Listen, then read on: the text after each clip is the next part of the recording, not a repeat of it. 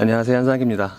제네시스 G80이 나왔습니다. 제네시스 브랜드의 두 번째 모델이죠. 지금 보시는 차는 3.3 GDI H-트랙 4륜이죠. 그리고 모든 시승차가 대부분 그렇듯이 가장 최고급 트림인 프리미엄 럭셔리에 모든 옵션이 다 들어간 모델입니다. 제네시스 G80은 부분 변경 모델입니다. 풀모델 체인지가 아니고요. 제네시스 브랜드와 그리고 그에 따른 새로운 차명이 부여가 되면서 신차 느낌이 나긴 하는데 사실은 부분 변경 모델입니다. 지금 보시는 것처럼 디자인은 기본적으로 기존과 거의 차이가 없어요. 그런데 선입견이 있어서 그런지, 그러니까 제네시스 브랜드가 새로 생겼다는 그런 선입견이 있어서 그런지 좀 신차 느낌이 나긴 해요. 자세히 보면은 좀 부분적으로 디테일이 좀 달라지긴 했는데 거의 같다고 봐도 무방합니다. 제네시스는 이제 기존 제네시스 때부터 디자인이 좋다고 호평을 참 많이 받았는데, 저도 이 제네시스 지금 보시는 G80의 디자인을 굉장히 좋아합니다. 세부적으로는 다 호불호가 갈리니까 둘째 치더라도 이 제네시스 G80의 경우에는 뭔가 좀 더 묵직하고 땅을 좀 내리누르는 듯한 그런 느낌이 있어요. 그러니까 기존의 다른 현대차와 좀 차별화되는 부분이 뭔가 좀 더 단단해 보이고 그런 느낌이 있습니다. 헤드램프의 경우에는 풀 LED 헤드램프 타입이 적용이 됐는데, 단순히 LED가 아니라 그 상황이나 회전할 때 그 각도에 따라서 패턴을 달리합니다. 그리고 상하향 어두운 길에서, 그러니까 아주 어두운 길에서 하이빔을 자동으로 끄고 켜는 하이빔 어시스트 기능도 있어요. 제네시스 브랜드와 이 G80이랑 차명의 개념을 좀 다시 한번 정리를 해드리면, 아직 좀 이게 좀 헷갈리는 부분이 계실 것 같아요. 그래서 정리를 해드리면, 이제 아시는 것처럼 기존에는 제네시스라는 차가 있었죠. 현대의 제네시스는 차가 있었고, 엔진에 따라서 제네시스 G330, G380 이렇게 있었잖아요. 근데 EQ900을 시작으로 제네시스라는 차명이 브랜드가 됐어요. 그러니까 제네시스 브랜드의 EQ900, 그러니까 기존 에쿠스죠. EQ900, 그리고 지금 보시는 것처럼 그 밑에 급이 G80. 그러니까 기존의 제네시스라는 차가 G80으로 이름을 바뀐 거죠. 이렇게 보시면 될 것 같고요. 그리고 지금 보시는 것처럼 G80의 숫자 3.3은 엔진의 배기량을 나타냅니다. 그러니까 기존의 제네시스 G330이 G80 3.3이 된 거죠. 이렇게 하면은 대략 이해가 쉬우실 것 같아요. 제네시스 G380은 이 뒷모습도 참 되게 묵직하고 괜찮는데, 전반적으로 보면 옆모습, 앞태, 뒤태, 옆태까지 해서 다 괜찮습니다. 화려하고 묵직하고, 딱 하나 흠이 나면 좀 저의 경우에는 이 제네시스 로고가 좀 다른 부분 전체적인 완성도에 비해서 좀 덜 이쁜 것 같아요. 덜 독창적이고. 타이어는 앞뒤 사이즈가 달라요. 앞에는 245에 40R 19, 뒤는 275에 35R 19입니다. 이 타이어 사이즈만 보면은 뒷바퀴 굴림 그러니까 사륜이지만 뒷바퀴 굴림적인 특성을 좀 강조하려고 세팅을 그렇게 한 것 같아요. 참고로 작년에 제가 탔던 제네시스 G380은 그것도 H-트릭인데, 그거 차는 앞뒤 타이어 사이즈가 같았거든요. 그리고 지금 이 차에는 컨티넨탈에 프로 콘택트 TX 타이어가 끼워져 있습니다. 실내 디자인도 기존과 거의 동일합니다. 거의 동일한데 소재는 좀 전반적으로 좋아진 것 같아요. 소재나 작동감 이런 거는 제가 작년에 탔던 G380과 비교를 해보면은 탔을 때 뭔가 좀 느낌이 좀 다르긴 해요. 그러니까 예를 들면은 이 대시보드에 적용된 소재, 그 우드나 메탈 이런 소재가 좋아졌어요. 홈페이지 보면은 이 G80 이 우드 같은 경우에는 독일이나 이탈리아에서 수입을 했다고 하더라고요. 그렇다고 합니다. 그리고 이 센터 패시아랑 이 기어레버 주변에 있는 알루미늄 그레임도 좀 느낌이 다르죠. 그래서 전반적으로 보면은 소재는 좀 좋아졌다. 그러니까 좀 다른 느낌을 내려고 노력을 했다라고 말씀드릴 수 있겠습니다. 이 운전대 디자인은 기존과 동일하고요. 이 버튼들의 디자인도 다른 현대차와 좀 동일한데, 이 버튼들의 경우는 동일한데 작동감은 좀 더 좋아요. 시트는 나파 가죽이고요. 착자감이나 옷과의 밀착감, 뭐 몸을 잡아주는 기능 전반적으로 두루두루 다 만족을 합니다. 시트 포지션의 경우에는 이제 꽤 낮게 내려가는데 뭔가 좀 작년에 타던 G380보다는 조금 높은 것 같기도 하고 그래요. 시트 포지션을 가장 낮추면은 지금 제가 가장 낮춘 포지션인데 가장 낮추면은 본이 끝이 안 보입니다. 그리고 지금 이 밑에 보시는 것처럼 이 조절 버튼들을 조절을 하면은 이 앞에 시트 쿠션을 연장을 할 수가 있고요. 저게 지금 최대한 앞으로 빼놓은 거거든요. 저렇게 저 앞부분이 늘어나면은 허벅지 그러니까 뒤쪽을 받쳐주기 때문에 장시간 운전할 때 좀 더 편합니다. 그리고 이 사이드 볼스터도 따로 조절이 가능하고요. OA 소지가 있을까 제가 미리 말씀을 드리면은 제가 제 팔뚝에 저 선크림을 너무 많이 바르고 나서 이 도어 트림이랑 저 스티어링 휠에 좀 다 묻었거든요. 요건 좀 참고로 하시기 바랍니다. 이 도어 트림을 보면은 일단 이 힌지를 보면은 이 언제부터인가 현대차들 이 도어 힌지가 되게 깔끔해졌어요. 아주 간단해지고, 그러니까 이 구조를 간단하게 하니까 굉장히 보기가 좋아요.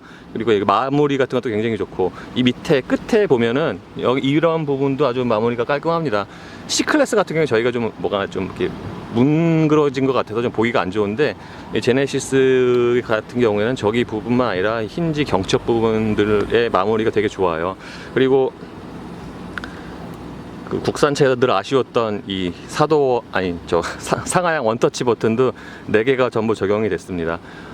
이게 딱 하나 아쉬운 게, 왜 현대차가 원래 이런 편의성 되게 잘 해놓잖아요. 그러니까 이 도어 포켓 같은 경우에 저 따로 이렇게 병을 넣을 만한 구획을 마련을 안 해놨어요. 그러니까 이 도어 포켓이 길쭉해서 좋긴 좋은데, 저기에 그러니까 그러니까 음료수가 2개 이상 늘어나면은 이렇게 하나를 놓을 나머지 하나를 놓을 공간이 조금 좀 부족하긴 해요. 저기 지금 보시는 것처럼 TOP가 저기에 그냥 꽉 끼게 들어가거든요. 그러니까 좀 사용이 불편하죠, 약간. 스티어링 칼럼 옆에는 이제 주행과 좀 관련된 부분, 저 왼쪽 거는 계기판 밝기 조절이고요. 그리고 차선 유지 장치, 사각지대 경고 장치, 트렁크, 뒷좌석 2열 블라인드 등의 버튼이 모여 있습니다. 여기 보시는 것처럼 이 스티어링 휠 조절도 전동식입니다. 뭐 이 정도 사양이면은 알로이 페달이 있으면 좋겠지만 뭐 그렇진 않고요. 아마 뭐 나중에 나올 스포트에 적용이 되지 않을까 싶습니다. 풀옵션 사양이라서 모니터의 크기도 다른 현대차보다 크죠. 확실히 모니터가 크니까 좋긴 좋네요. 자, 여기 메뉴를 살펴보면은 이게 이제 홈 화면입니다. 홈 화면이고, 내비게이션으로 들어가면은 사실 내비게이션의 메뉴, 그러니까 디자인은 사실 비슷한데 자세히 보면은 다른 게 되게 많아요. 그러니까 디자인이 되게 다르죠. 예를 들면 이거 볼륨 조절만 해도 기존 현대차들은 다 내비게이션 안에 모니터 메뉴가 다 동일하거든요, 디자인이. 근데 G80은 달라요. 이렇게 이거 자기가 선택할 수가 있죠. 그리고 이 내비게이션의 경우에는 이제 실시간 교통 정보도 반영이 되더라고요. 제가 어저께 강남에 가는데, 이제 예를 들면 이제 88 올림픽대로 사고차 막혔다고 우회할 거냐, 그런 메시지가 뜹니다.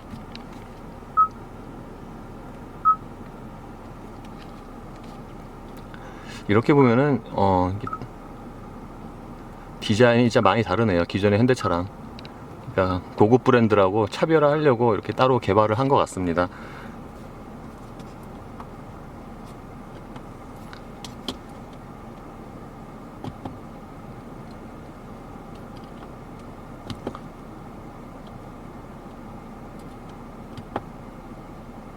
이 블루링크 이 메뉴는 뭔가 좀 약간 좀 반응이 느려요. 다른 거에 비해서 반응이 조금 느린 것 같아요.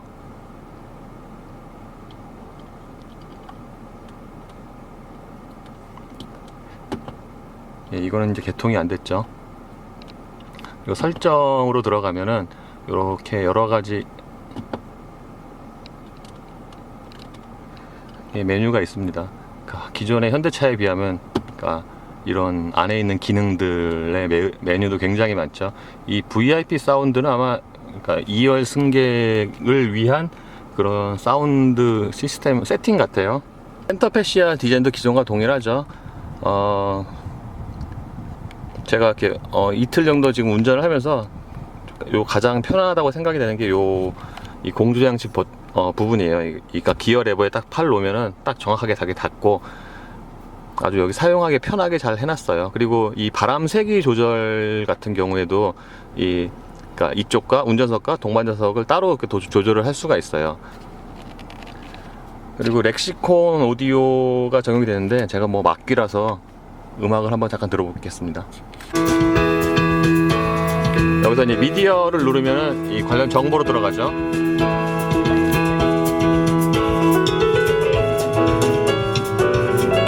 실내 디자인은 기존과 동일한데 바뀐 부분이 이제 여기에요. 여기가 이제 기존에는 다른 현대처럼 동일하게 양쪽에 C-볼트가 있고 그랬는데 지금 같은 경우에는 여기에 무선 충전 장치가 생기면서 사실 공간 자체는 줄어들었어요. 여기 이제 놓으면은 이제 무선 충전이 되는 거죠. 그러니까 공간 자체는 줄어들어서 이건 조금 아쉬운 면이 있어요. 이런 덮개를 봐도 이게 지금 굉장히 부드럽게 동작하잖아요. 그러니까 이런 부분까지 세심하게 신경을 많이 쓴 것 같습니다. 그리고 이쪽에 있는 이 알루미늄은 뭔가 좀 이렇게 까끌까끌하고 느낌이 좀 묘해요. 시각적으로도 좀 묘한데 느낌이 좀 묘해요. 자, 그리고 가장 또 크게 달라진 부분이 이제 전자식 기어 레버죠. 아주 간단한 디자인으로 바뀌었습니다. 그러니까 기존처럼 그러니까 R, 후진, 중립, D는 동일하게 하고 그러니까 파킹은 이 P를 한 번만 딱 누르면 이제 파킹이 되는 거죠. 사실 기어 레버, 그러니까 기존의 기어 레버 방식보다 이게 좀 더 편하긴 해요. 그리고 이 컵홀더는 이 옆쪽에 두 개가 있는데 크기가 달라요. 그러니까 이 TOP 같은 경우가 이 앞쪽은 이제 딱 아주 편하게 들어가는데 여기는 이제 꽉 끼게 들어가요.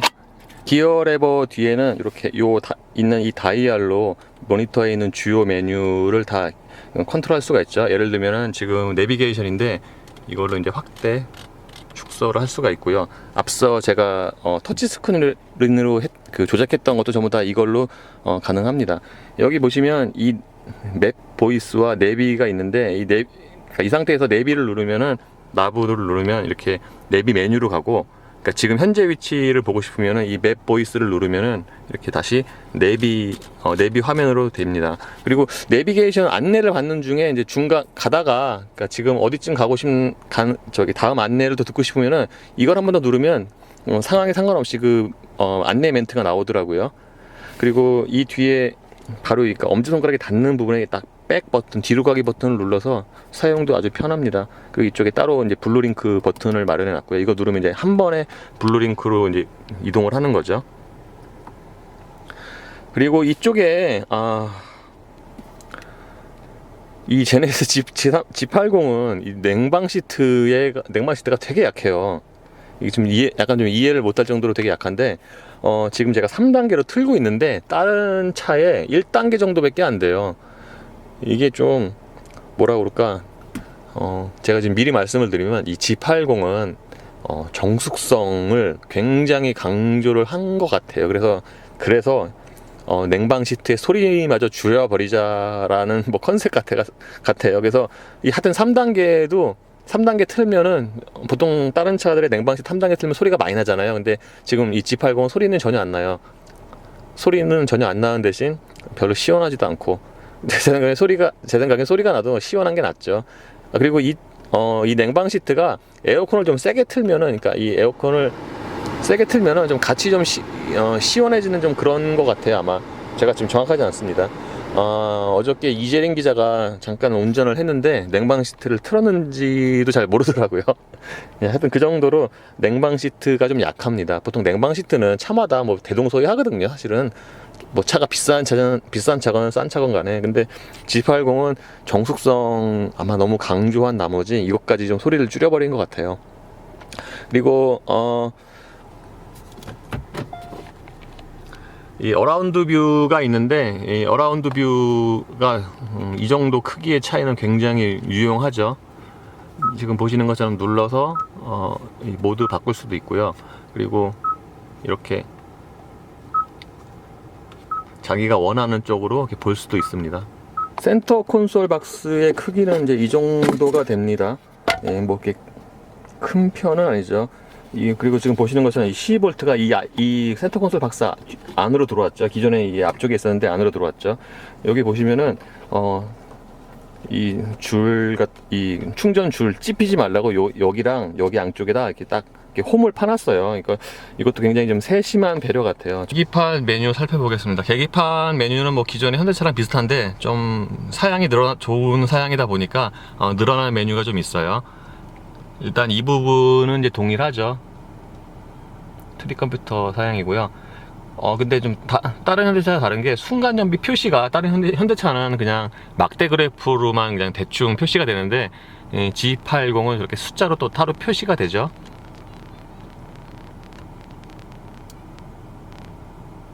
예, 부주 운전 경보 장비도 추가가 됐습니다. 타이어 공기압은 제가 어저께 확인했을 때 앞에가 42 또는 43, 뒤에가 47 또는 48 이렇게 들어있어요. 그러니까 앞뒤 타이어의 공기압도 다르게 넣습니다. 그리고 일반적인 거에 비해서 타이어 공기압이 조금 더 많이 들어가 있죠. 이러면 이제 연비에는 좀 유리하긴 한데 회전할 때나 제동할 때는 조금 불리할 수가 있겠습니다.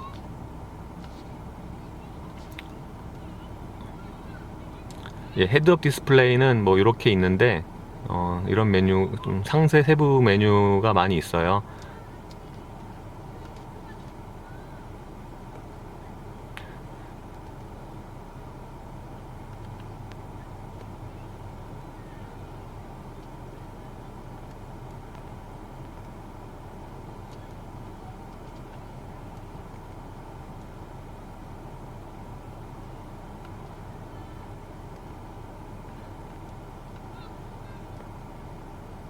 음량 3, 음량 2, 음량 1, 음량 3.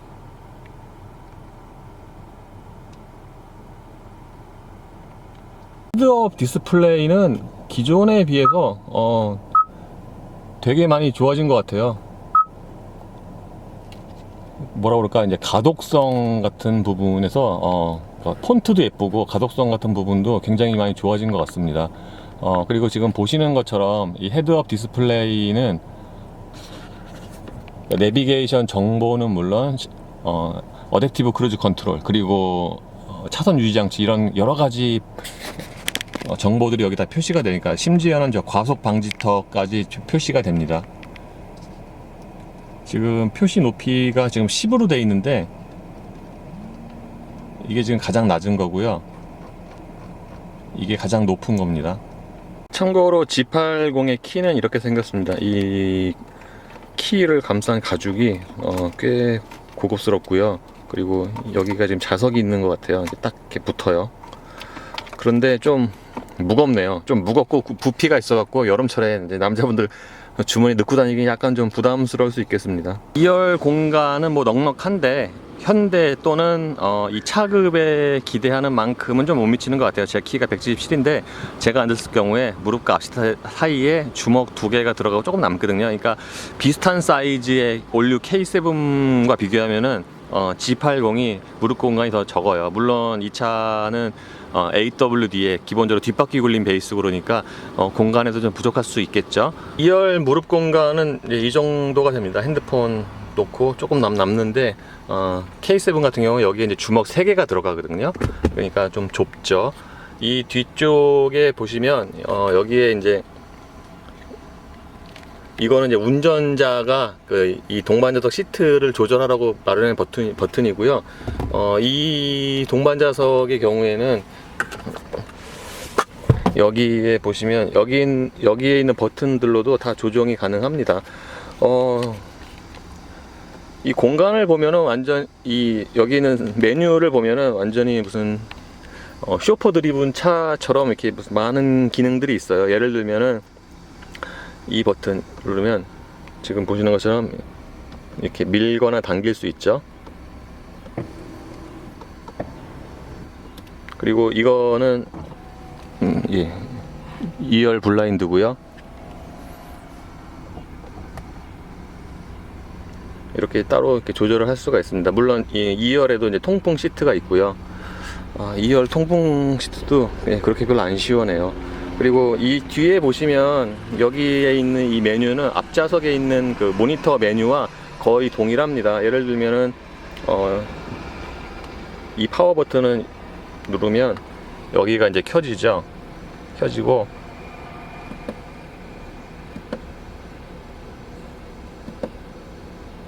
예, 메뉴는 뭐 다 동일합니다.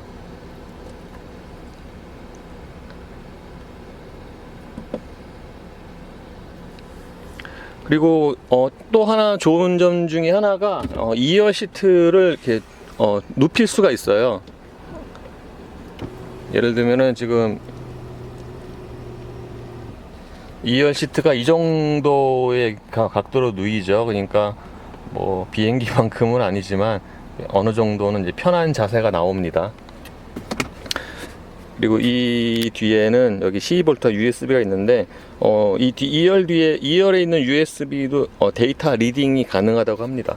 2열의 경우에는 사실상 2인승이라고 보는 게 맞을 것 같아요. 물론 이 뒤에도 이 가운데도 앉을 수는 있거든요. 앉을 수 있고 그리고 따로 헤드레스트와 안전벨트도 있긴 한데 앉아 보면은 이 툭 튀어나온 이 센터 플로어 때문에 자세가 되게 불편하고 어린이는 또 모르겠네요. 어린이는 성인은 좀 앉기가 힘들 것 같아요. 여기 이쪽에는 이제 고리가 두 개가 있죠. 여기 하나 있고 저쪽에 하나 있고 이 고리도 이 재질도 다른 현대차와 좀 다르군요. 이 수동식 블라인드는 이 가장 최고 사양에만 적용이 되는 것 같아요. 지금 제가 지금 정확하게 기억이 안 나는데 그리고 유리 같은 경우에 당연히 이제 원터치 상하향인데 지금 보시는 것처럼 마지막에 내려갈 때 살짝 속도가 줄어요. 올라갈 때도 마찬가지고요. 지금 이게 이만큼 남는데 이게 원터치로 하면 이만큼 남거든요. 근데 여기서 한 번 더 누르면 조금 더 내려가긴 해요. 파노라마 썬루프는 이 정도 크기가 됩니다. 그리고 이 썬루프와 이 덮개 이 버튼이 따로 있어요. 트렁크 공간은 이 정도 됩니다. 이 바닥이나 옆쪽은 물론 이 천정 부분까지 아주 세심하게 다 이렇게 마무리를 해놨어요. 엔진은 3.3 GDI 기존과 동일한 유닛이 탑재가 됩니다. 변속기는 8단 자동이고요. 3.3 GDI는 뭐 아슬란도 쓰고 K7도 쓰는데 이 3.3 그러니까 현대기아 3.3 GDI 중에서는 이 G80이 가장 출력이 낮아요. K7은 290마력이고 아슬란은 294마력인데 이 차 G80은 282마력입니다. 그리고 요즘 이렇게 양산 잔압 현대차로는 드물게 이 스트럿바도 있는 게 좀 인상적입니다. 아까 실내 설명할 때 말씀드렸는데 이 G80의 이 컨셉은 소음인 것 같아요. 정숙성을 엄청나게 강조를 했습니다. 지금 에어컨도 끄고 이 냉방 시트도 전부 껐는데 이 상태에서는 엔진 소리가 아주 거의 안 들려요. 그러니까 앞쪽에 지금 엔진이 지금 돌아가고 있는지 아닌지를 잘 구분할 수 없을 정도로 정숙성이 굉장히 좋습니다. 지금 이제 에어컨 1단을 틀면은 팬 소리만 또 가늘게 들리고요. 에어컨 끄고 냉방 시트는 3단계로 하면은 냉방 시트가 소음이 약간 있긴 있네요. 네, 그렇습니다. 그래서 미리 아까도 말씀을 드렸지만 이 G80은 이제 새로 출발하는 브랜드이고 그리고 현대가 처음으로 런칭하는 고급 브랜드이기 때문에 이 G80에는 이 정숙성을 진짜 엄청나게 강조를 한 것 같아요. 그래서 지금 방금 말씀드린 것처럼 이 실내 그 공회전 때 소음은 물론 주행 중에도 소리가 굉장히 적어요.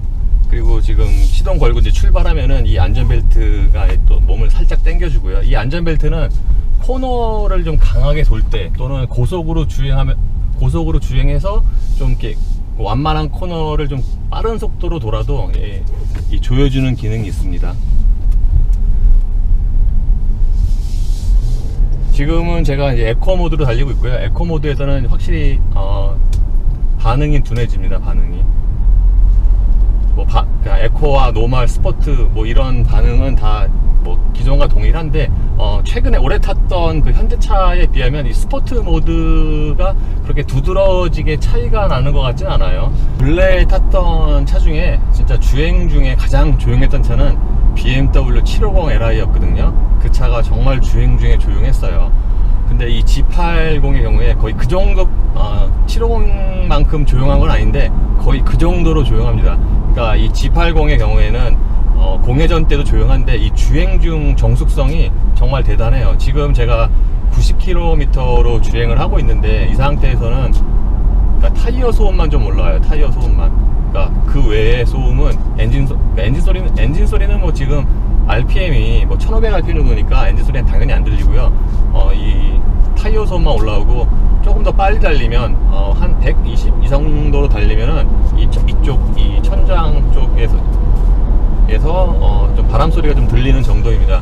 그러니까 그 정도로 보면은 이 전체적으로 정숙성이 아주 대단히 좋다고 말씀드릴 수 있고, 이 현대가 이거 개발하면서 특히 정숙성에 딱 타겟을 맞춘 것 같아요. 참고로 제가 지금 작년에 G380은 타봤는데 330은 제가 지금 처음 타거든요. 그래서 정확하게 맛 비교는 좀 어렵지만 어쨌거나 G330은 작년에 탔던 제네시스보다 더 조용합니다.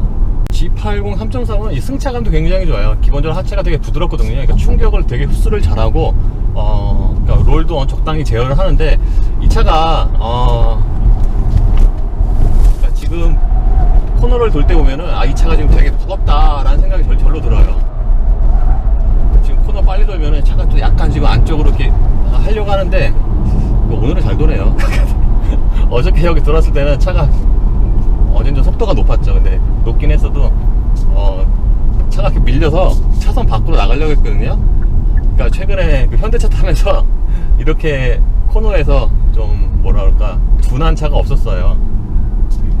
물론 이 차는 그 기존의 현대차랑 차별화되게 고급차를 완전히 지향을 하고, 그리고 정숙성 말씀드린 것처럼 좀 더 컴포트 뭐 이쪽에 다 초점을 맞춘 차기 때문에 어느 정도 이해는 하는데, 그래도 최근에 현대 기아차 타면서 이제 어느 정도 기대치가 있거든요. 기준점이 있는데 그것을 감안을 하면은 그리고 특히 작년에 막 뉴르브리 크림으로 광고 때린 걸 생각을 하면은 좀 부족하죠. 이 엔진은 그 뭐라 그럴까 방음을 어찌나 많이 했는지 회전수를 많이 높여도 그렇게 시끄럽지가 않아요. 그러니까 막말로 이렇게 방음에 좀 떡칠한 것 같아요.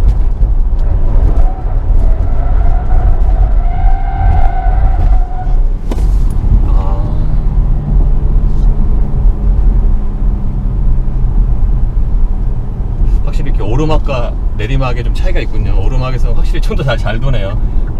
다른 차와 달리 오르막 그 코너 정점을 지날 때 뭐라 그럴까 동력이 뒤로 가면서 이렇게 뒤에서 좀 이렇게 확 좀 밀어주는 느낌은 납니다. 근데 다른 차에 비해서 확실히 다른 현대기아 차에 비해서 이렇게 좀 밖으로 나가려는 힘이 좀 더 강하고요. 그것은 아마 이제 차가 무겁기 때문에 그러라고 생각이 됩니다.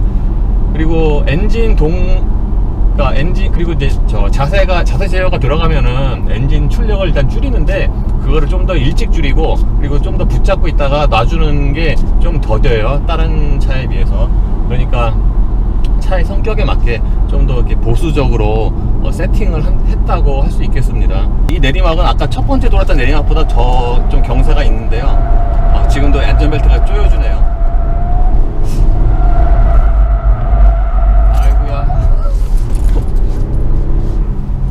그러니까 이 차가 어느 정도는 이렇게 가는데 여기서 좀 내리막에서 좀 속도를 좀 더 많이 높이면은 이렇게 밖으로 좀 이렇게 흐르네요.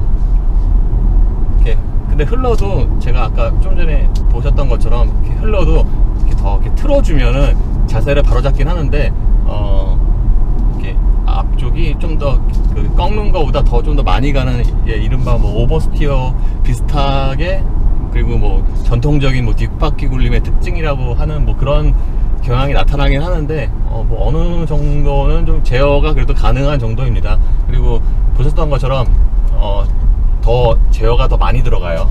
그 다른 현대기아 차, 그 대중적인 차들보다 더 많이 들어가요. 그러니까 이제 이 차는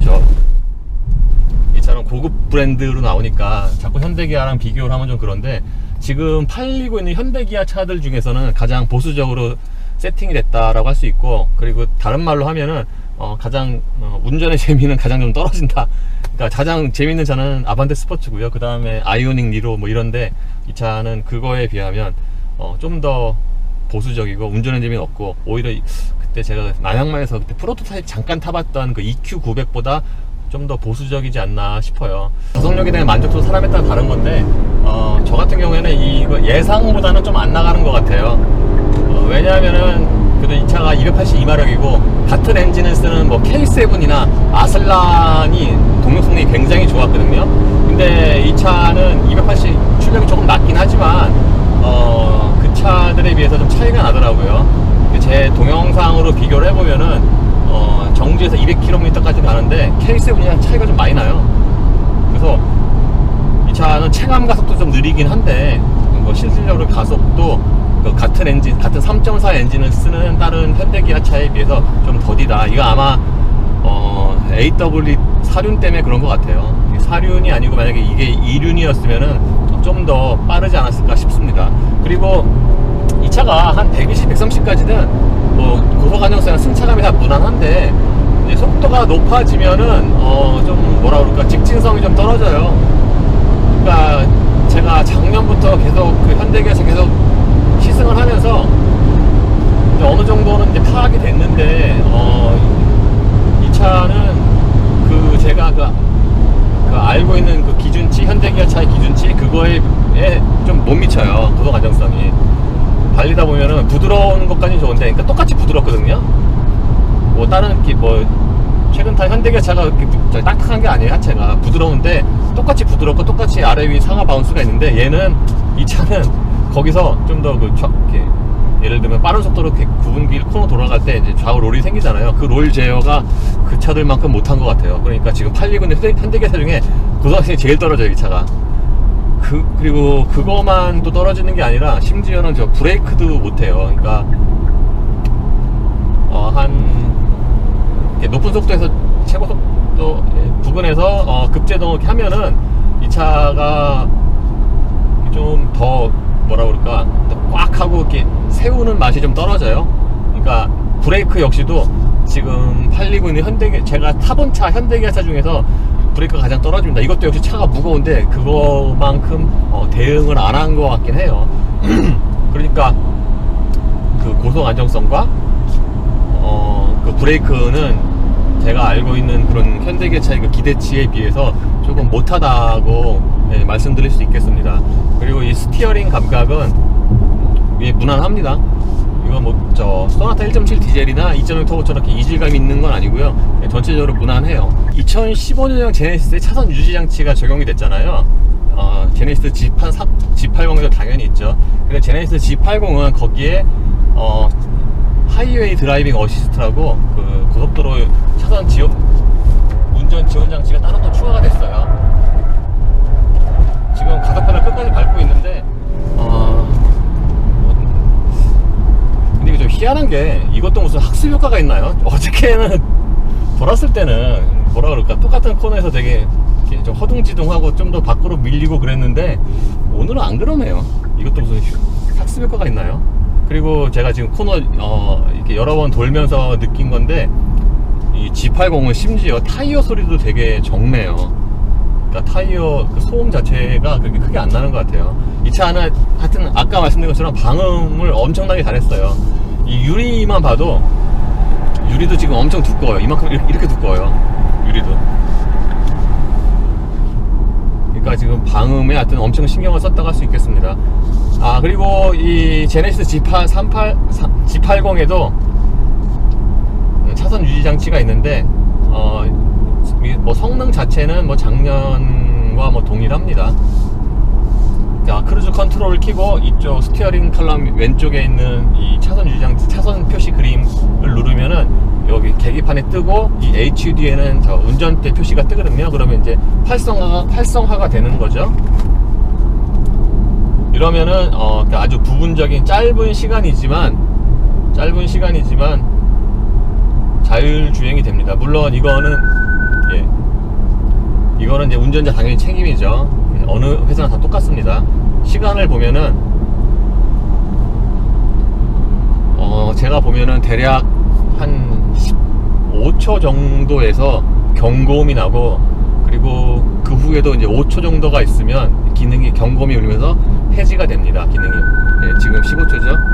그리고 이 상태에서 계속 가면은 20초 되니까 이제 주행 보조 장치가 해지가 된다고 하죠. 그리고 이 상태에서 이제 다시 살짝 만져주면은 다시 또 유지가 되고요.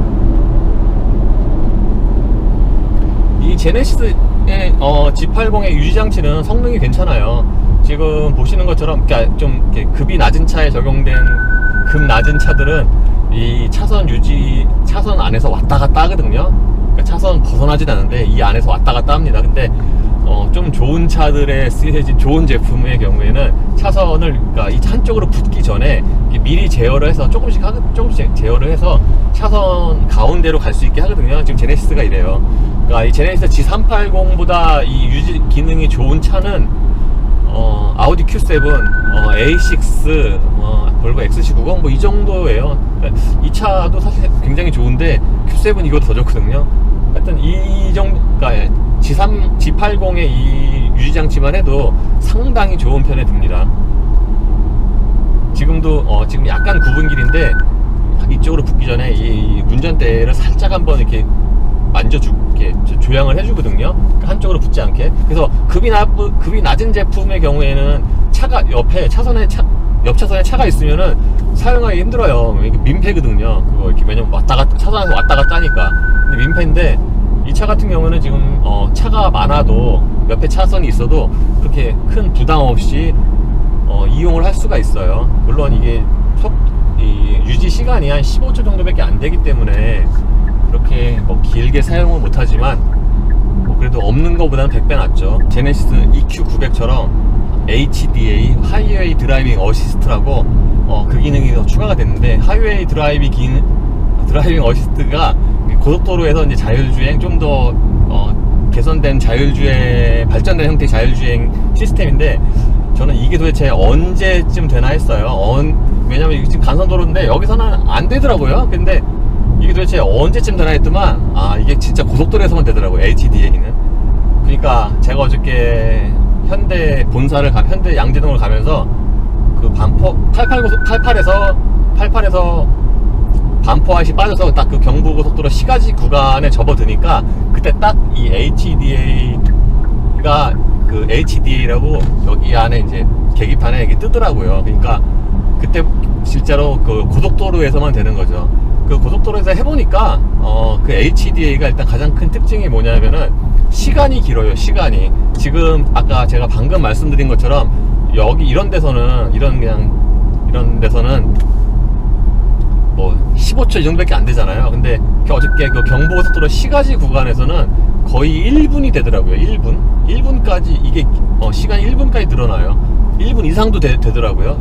그 시간은 제가 어떻게 그게 결정이 되는지 잘 모르겠는데, 뭐 짧을 때는 뭐 한 40초에도 딱 경고음이 울리고, 어떨 때는 뭐 한 1분 이상까지도 뭐 유지가 되더라고요. 하여튼 그렇게 되고, 그러니까 유지 시간이 긴 게 가장 큰 특징이고, 거기다가 이 내비게이션과 연동이 돼갖고, 그러니까 속도 제한 구간 있잖아요. 거기에서도 자동으로 된다고 합니다. 제가 이거는 그 경부고속도로는 그때 어저께는 그 시가지 구간만 딱 갈려서 그거는 제가 확인을 못했는데, 어쨌거나 이 조향 유지 장치에 추가된 HDA는 고속도로에서만 사용이 가능합니다. 그러니까 맵이 고속도로를 인식을 하는 거죠. 제네시스 G80 3.4 H트랙을 2박 3일 동안 운전을 했는데요. 제가 이 차를 받았을 때가 주행거리가 450km 정도 됐었거든요. 그러니까 제가 한 300km 좀 넘게 운전을 한 것 같아요.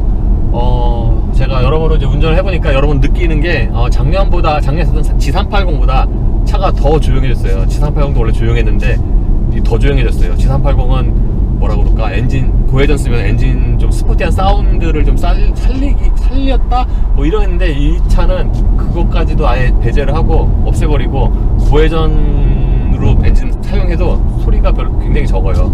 그리고 지금 제가 이 속도로 달리면 타이어 소음만 들리고, 여러모로 정숙성, 특히 그 국내 소비자들에게 아주 어필할 만한 요소라고 생각이 됩니다. 그리고 그러니까 주로 사용하는 속도 구간, 거기까지는 또 승차감이 또 굉장히 빼어나고요.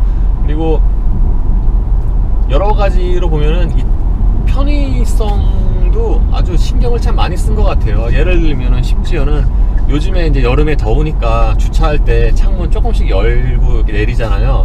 그래서 창문 조금 연 상태로 시동 끄고 내리면은, 시동 끄면은 창문이 열렸다고 안내 멘트도 나오거든요. 그러니까 그 정도로 그냥 여러 가지 편의성에 신경을 굉장히 많이 썼습니다.